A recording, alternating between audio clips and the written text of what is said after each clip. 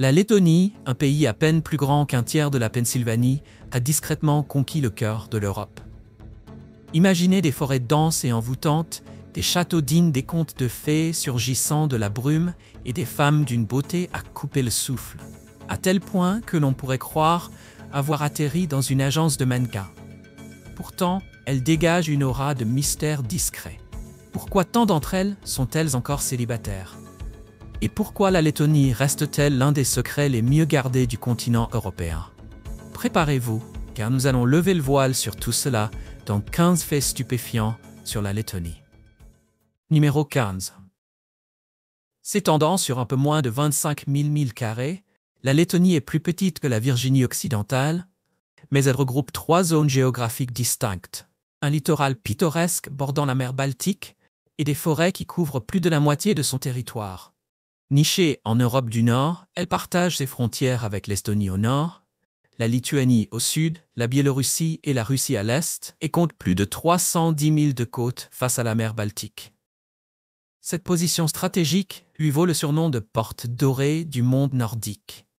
D'ici 2025, sa population devrait avoisiner 1 800 000 habitants, avec environ 62% de Lettons et environ 25% de Russes.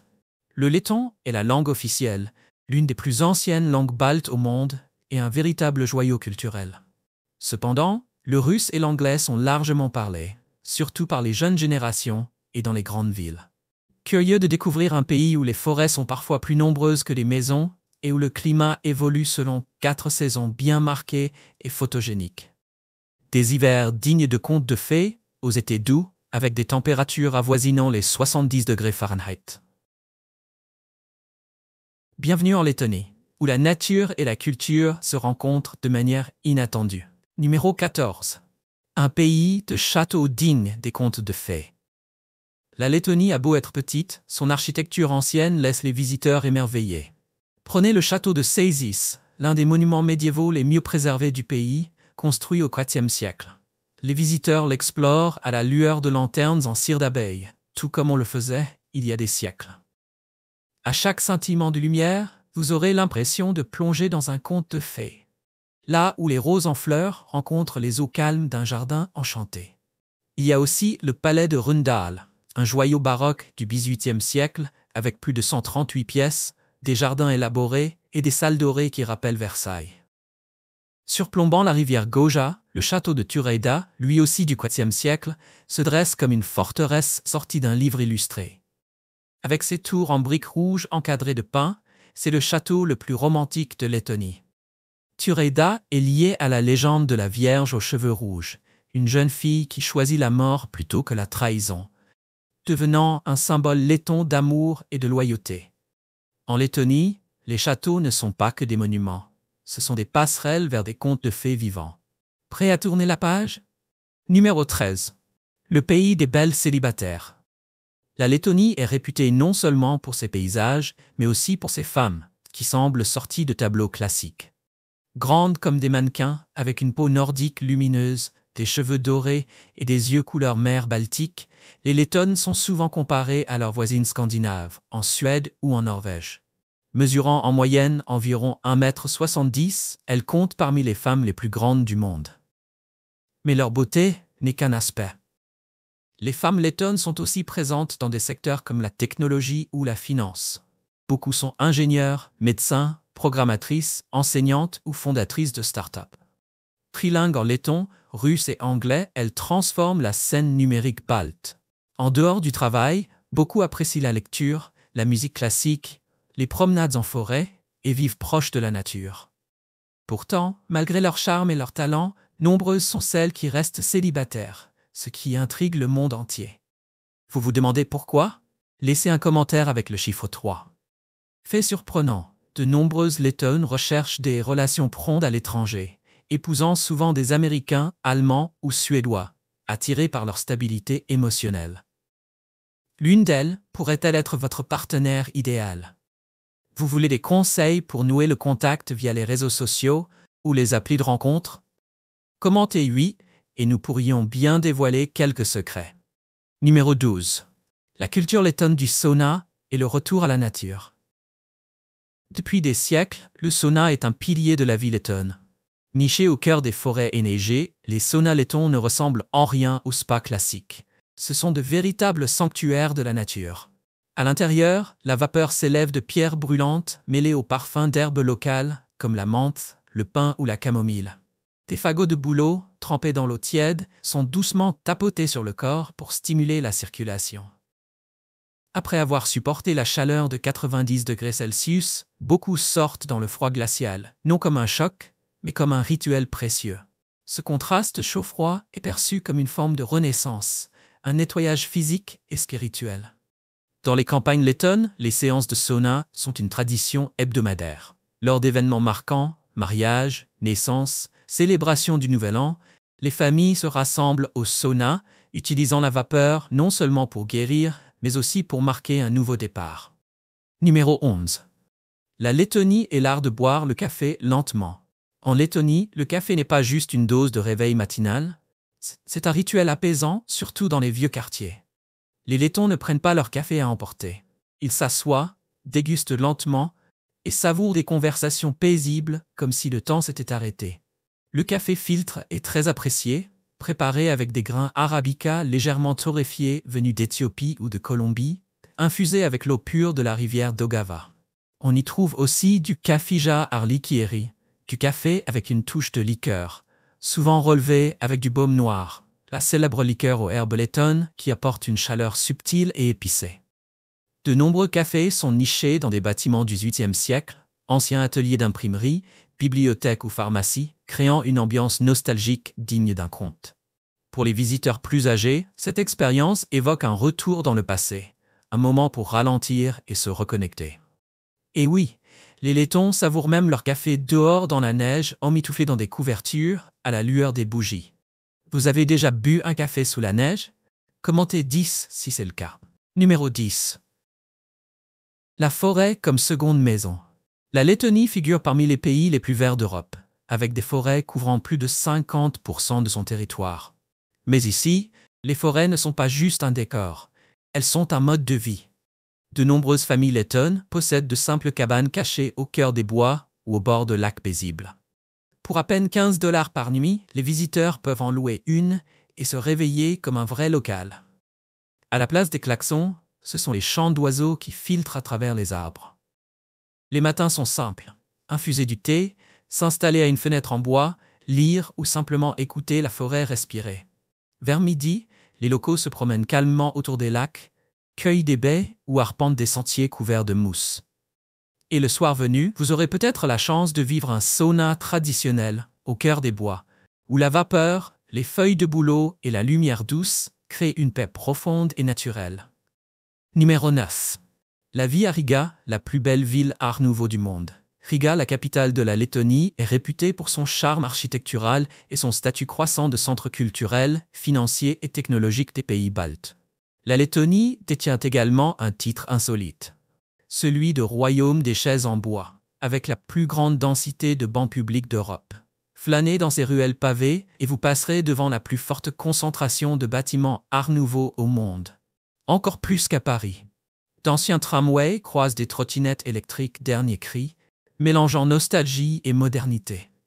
Au marché central de Riga, autrefois base de dirigeables pendant la Première Guerre mondiale, les habitants achètent du poisson fumé, du pain de seigle et des cornichons, des produits essentiels du quotidien. Les matinées commencent avec un espresso brûlant au bord de la rivière Daugava, où la lumière danse sur l'eau et les cafés invitent à la lecture paisible. Le soir venu, les places illuminées par des lanternes résonnent de musique de rue, tandis que les bars en caveau diffusent une ambiance feutrée. La vie nocturne de Riga n'est pas déchaînée. Elle est romantique, raffinée et empreinte de mystère. Même en plein centre-ville, l'amour des Lettons pour la nature saute aux yeux. Des parcs fleurissent entre les immeubles, où l'on médite, gratte la guitare ou respire à plein poumon. On entend le chant des oiseaux, et l'odeur de brioche à la cannelle s'échappe des boulangeries nichées derrière de vieilles portes en bois. À Riga, le temps ne court pas, il s'attarde. Numéro 8.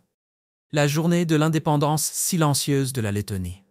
Alors que la plupart des pays célèbrent leur indépendance par des parades bruyantes et des feux d'artifice, la Lettonie honore la sienne avec silence et chandelle. Le soir du 18 novembre, les Lettons se rassemblent paisiblement le long de la Daugava, chacun tenant une bougie dans un pot en verre pour commémorer la naissance de leur république. Pour les Lettons, le silence est la forme la plus pure de respect envers leur histoire. Un touriste américain a dit « J'ai vu bien des fêtes, mais rien ne m'a autant ému que de me tenir en silence parmi des milliers de Lettons. » Autre coutume marquante, une marche silencieuse dans la forêt, durant laquelle personne ne parle pendant 3 heures entières, un rituel méditatif d'unité et de réflexion. Curieux de découvrir d'autres traditions lettonnes uniques et empreintes d'âme. Commentez 9 ci-dessous pour en apprendre davantage. Numéro 7. Le joyau méconnu de l'Europe. Le parc national de la Gauja, qui couvre près de 360 000 carrés, est la plus vaste et la plus spectaculaire réserve naturelle de Lettonie. En automne, ces forêts s'enflamment de teintes orangées, jaunes et rouges, formant une toile vivante et vibrante. Les visiteurs y parcourent des sentiers sinueux, pagaient sur la rivière Gauja et explorent la grotte de Gutmanis, la plus grande des pays baltes, dont les murs portent des inscriptions vieilles de plus de 3 siècles. Tout près, le château de Sigulda se dresse dans la brume matinale, évoquant un petit château de Dracula. À seulement 15 000 de Riga, la ville côtière de Jurmala vous attend, célèbre pour sa plage de sable blanc longue de 20 000. Autrefois retraite de l'élite soviétique, elle est aujourd'hui un havre de détente avec ses sources minérales, ses fruits de mer frais et ses célèbres transats blancs. Vous vous demandez quand visiter la Lettonie pour capturer la photo parfaite. Laissez un 5 en commentaire et nous vous dévoilerons les saisons dorées. Numéro 6. La culture traditionnelle la plus distinctive d'Europe du Nord. Chaque 23 et 24 juin, alors que la Lettonie baigne dans la lumière la plus longue de l'année, le pays s'embrase pour Jaani, une fête du solstice d'été souvent appelée Noël en été. On se pare de couronnes de feuilles de chêne et de fleurs sauvages. On allume des feux de joie de 6 mètres de haut pour chasser les mauvais esprits. Et on boit de la bière artisanale, près de 15 millions de pintes consommées en 2 jours. Tous les 5 ans, plus de 40 000 chanteurs et danseurs se réunissent à Riga pour le plus grand festival folklorique d'Europe, inscrit au patrimoine culturel immatériel de l'UNESCO. Vêtus de costumes traditionnels colorés, ils dansent en rond, remplissant le stade d'harmonie puissante. Un spectacle inoubliable que seule la Lettonie peut offrir. En hiver, la place du Dôme devient un décor de contes de fées, illuminé de guirlandes, de pain d'épices et de vin chaud. Son marché de Noël, élu le plus beau des pays baltes, figure souvent dans le top 10 européen. Et saviez-vous? La Lettonie revendique l'invention du sapin de Noël dès 1510. Aujourd'hui encore, cette discrète rivalité autour de la tradition anime les débats en Europe. Et vous? Qui pensez-vous avoir inventé le sapin de Noël? Donnez votre avis en commentaire. Numéro 5.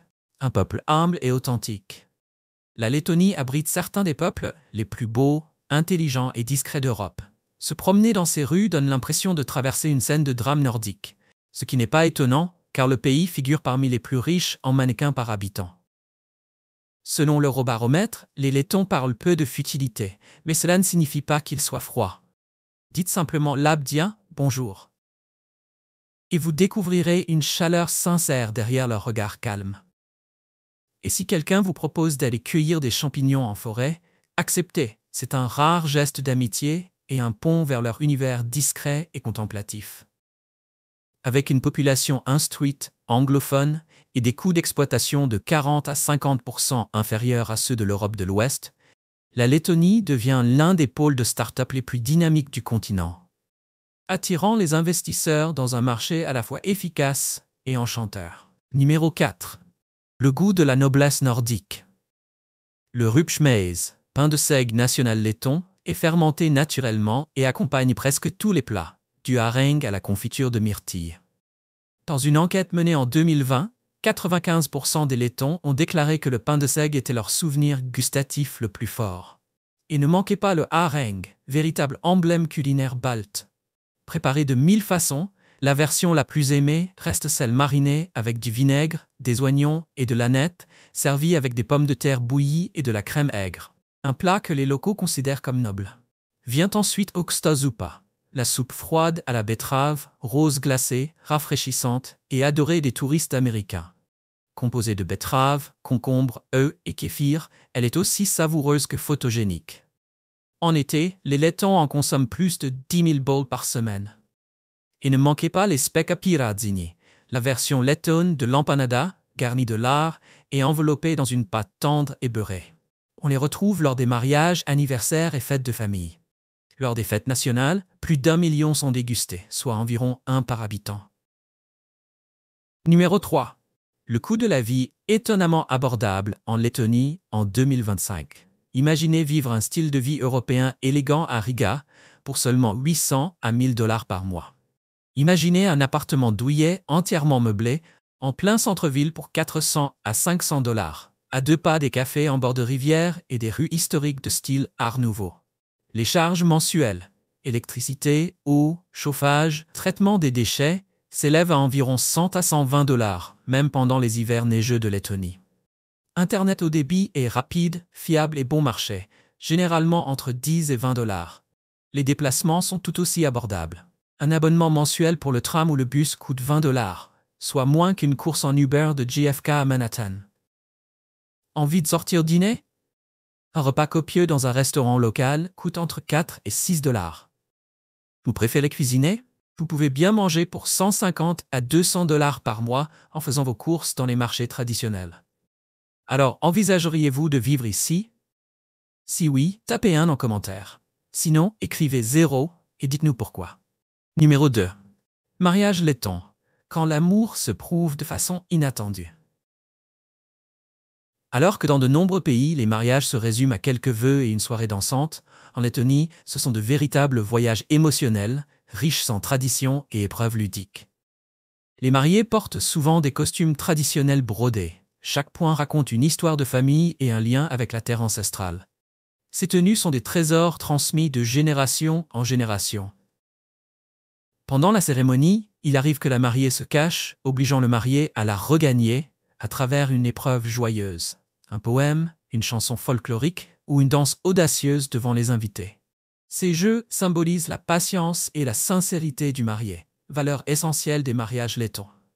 La fête s'étend généralement sur 2 à 3 jours, rythmée de chants, de gâteaux au miel, de harengs salés et de liqueurs locales. Dans certaines régions, pour obtenir l'approbation de la famille de la mariée, le futur époux doit même grimper à un arbre pendant la cérémonie.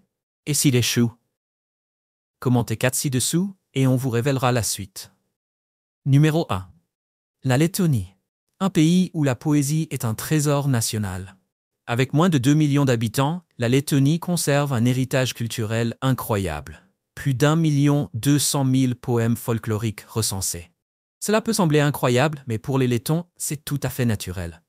La poésie en Lettonie ne vit pas uniquement sur le papier ou dans les archives. Elle chante dans les berceuses, résonne dans les discours de mariage, anime les festivals et bénit le quotidien. Le cœur de cette tradition, la Daina, un court poème populaire de 4 vers, reconnu par l'UNESCO comme patrimoine culturel immatériel. Les Lettons les récitent aussi naturellement que l'on respire, que ce soit en jardinant ou en célébrant une union.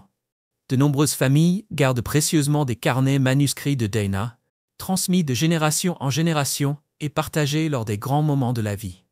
Dans certains villages, il arrive encore que l'on compose de petits chants pour accueillir les visiteurs, un geste chaleureux et plein de délicatesse. Dans un monde qui s'accélère, la Lettonie conserve quelque chose d'intemporel, le rythme poétique et apaisant de ses racines. Vous aimez la poésie vous aussi? Tapez 3 en commentaire et merci de nous accompagner dans ce voyage à travers les merveilles de la Lettonie. J'espère que tu as aimé la vidéo d'aujourd'hui. Si c'est le cas, n'oublie pas de cliquer sur le bouton j'aime et de t'abonner à la chaîne pour ne pas manquer les prochaines vidéos passionnantes. Ton soutien nous aide à continuer à créer du contenu encore meilleur. Assure-toi de regarder la prochaine vidéo qui apparaît à l'écran, je suis sûr que tu vas l'adorer. N'oublie pas de laisser un commentaire sur le pays que tu aimerais que nous explorions prochainement. Merci beaucoup d'avoir regardé et à très bientôt dans la prochaine vidéo.